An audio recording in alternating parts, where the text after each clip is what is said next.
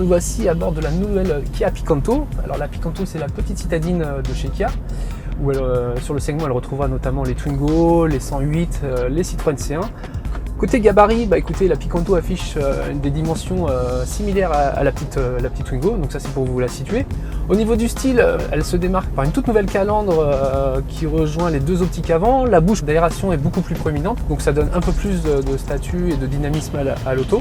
La belle surprise provient également de la présentation intérieure, où on a vraiment un très bel effet, malgré les nombreux plastiques durs qui la composent, mais l'ensemble présente plutôt bien. La planche de bord se démarque également par l'arrivée d'une toute nouvelle tablette tactile qui vous en coûtera 1000 € si vous choisissez la version cœur de gamme active.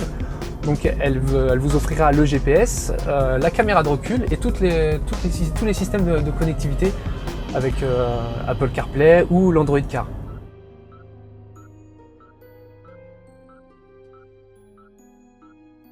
Alors sous le capot, on retrouve plusieurs motorisations, dont le petit 1 litre de 67 chevaux.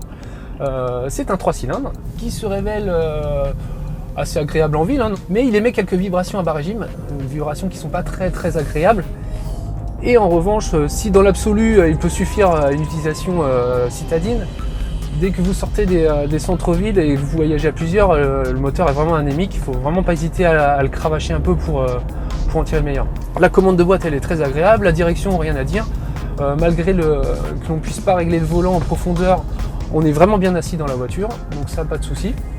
Alors l'atout majeur de cette petite Kia Picanto, c'est son habitabilité, malgré son petit format. On hérite vraiment de 4 belles vraies places, avec une surface d'assise assez importante, et une belle garde au toit, donc les plus grands seront vraiment à leur aise. La place du milieu donc servira forcément en cas de dépannage, les longs trajets sont vraiment à éviter bien évidemment.